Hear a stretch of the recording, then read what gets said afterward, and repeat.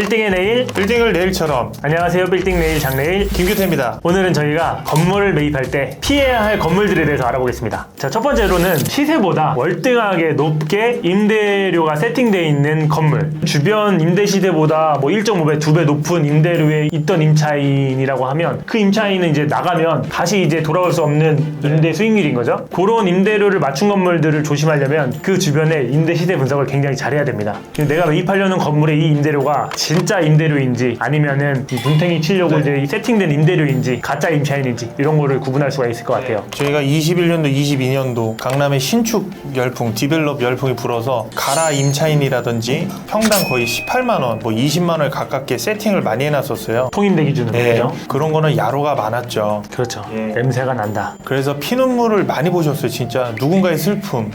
두 번째는 이제 주택가에 이 덩그러니 있는 근생 건물. 이런 건물 같은 경우도 사실 앞에 말씀드렸던 2021년, 22년도에 신축 붐이 일어났던 그런 건물들 중에 특징 중에 하나인데, 주택만 있는 건물들에 이제 신축을 하거나 이제 근생 건물이 들어오면 사무실이면은 그나마 좀 조용하게 쓸 수도 있지만, 그렇다고 임대료를 또 높게 받기도 어렵고 또 상가로서의 가치를 기능을 하기가 쉽지 않기 때문에 그런 부분도 좀 조심해서 검토할 필요가 있겠다. 이렇게 보여집니다. 그만큼 뭐 엄청 저렴하고 뭐 한 반 가격에 사거나 이런 거면은 상관이 없겠지만, 같은 시세로 보고 매입을 한다고 했을 때 주택가에 덩그러니 껴있는 그런 신축 건물은 멀리 하시는 게 좋을 것 같습니다. 특히나 강남구는 네. 그나마 이제 사옥 수요가 있으니까 이면에 주택에다가 이제 신축을 해놔도 그나마 임차가 찼었던 상황인데, 과거에는. 그래서 강남을 제외하고 비선호 지역들은 특히나 더욱더 조심하셔야 됩니다.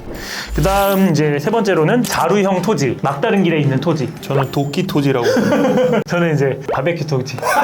진입로가 좀 안쪽으로 들어가 있어가지고 건물이 안 보이는 건물들, 그런 것들은 상가로서 가치를 하기가 쉽진 않아요. 아주 아이템이 좋아가지고 임차인이 거기를 이제 뭐 어떤 하플로 이끌어내가지고 문 열고 골목 들어와서 돌고 이제 찾아올 수 있는 그런 데면 뭐랄까, 일반적으로는 사람들이 지나가면서 가시성이 보여야 되는데 그러기가 쉽지 않은 물리적인 그런 한계가 있다라고 볼 수 있을 것 같습니다. 그리고 매가도 되게 낮게 팔 수밖에 없어요. 강남의 뭐 신축 부지가 뭐 평당 1억이라고 그냥 기준을 잡아보면, 이런 자루형 토지 같은 경우는 뭐 평당 5천, 뭐 이렇게 말도 안 되는 금액에 팔아야 팔릴까 말까한. 그래서 만약에 자루형 토지를 가지고 계신 분들은 앞 건물이 팔 때 같이 기회다. 버스 타야 돼요. 그래서 이제 혹시라도 자루형 토지를 가지고 계신 분들은 앞 건물의 어떤 플랜에 맞춰서 움직여 보시는 것도 굉장히 좀 현명한 어떤 엑시트 방안이 아닐까 생각이 됩니다.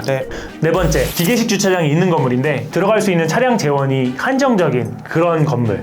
예를 들면 저희가 거래하다 보면은 한 20년 이상 된 건물들의 기계식 주차장이 있으면 들어갈 수 있는 차량들이 되게 제한적이었잖아요. 뭐 구화방 정도?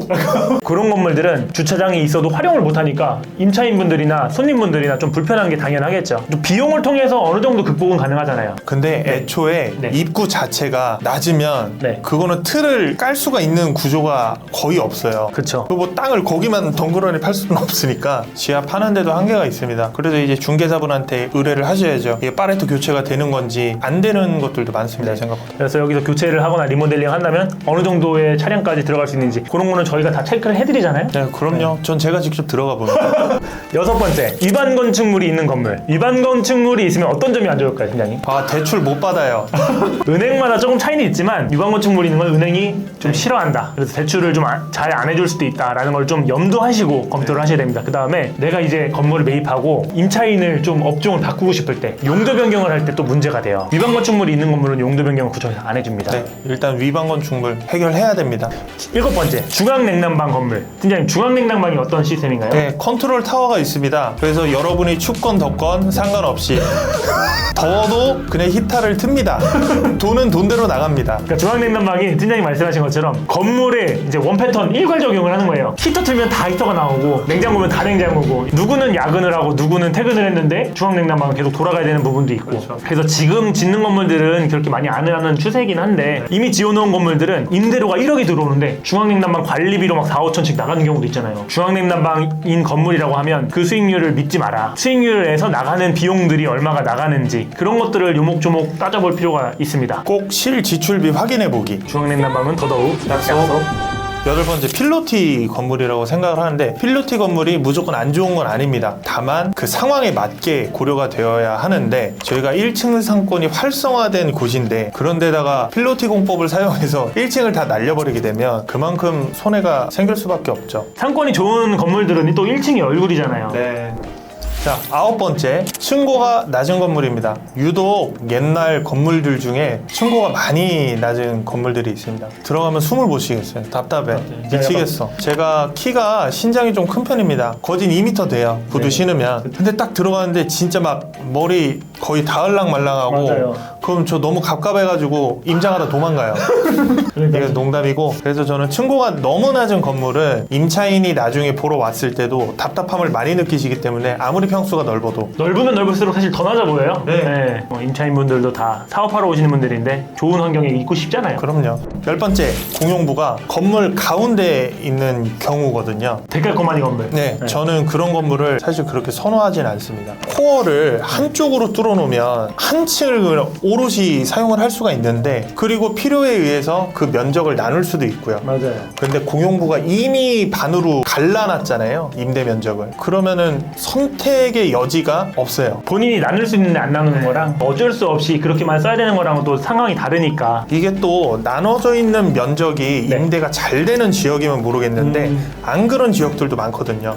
그리고 11번째, 건물 전체가 내력벽으로 되어 있는 경우인데요. 저희가 흔히 얘기하는 옛날 주택 건물이죠. 저희가 내력벽이라고 하면 이 내력벽이 건물의 기둥 역할을 하게 되는데 이걸 다 부셔버리면 건물이 무너집니다. 일반적인 상가 건물은 이제 라멘 구조라고 해서 기둥과 이제 보로 이제 이루어져 있는데 팀장님이 말씀하신 그런 다가구, 다세대, 아파트 같은 건물들은 벽식 구조라고 해서 네. 벽 하나하나가 다 하중을 받는 벽으로 이루어졌기 때문에 함부로 이제 없애면은 이제 네. 건물이 무너지게 되죠. 그래서 저희가 그런 내력벽을 부시고 하려면 구조보강이라는 걸 필수로 해줘야 되는데 이것도 비용이 억소리 나는 그쵸. 그래서 그런 거는 가급적이면 피하셨으면 좋겠다. 뭐 정말 입지가 좋으시면 사십시오.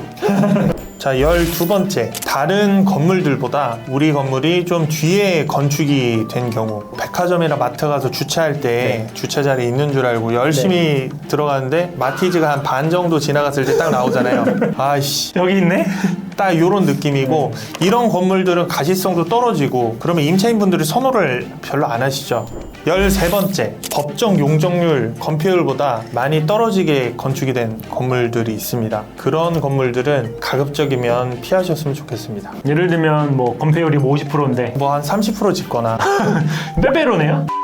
아니면은 이제 신축 부지로 그만큼 저렴하게 사던가. 네. 네, 그런 건 또 괜찮을 수 있겠죠. 아니면 진짜 역출구 바로 앞에 초역세권이다. 그럼 사십시오. 그리고 14번째, 요것도 굉장히 중요한데 저희가 건물 들어가면 이게 기운이라는 게 있습니다.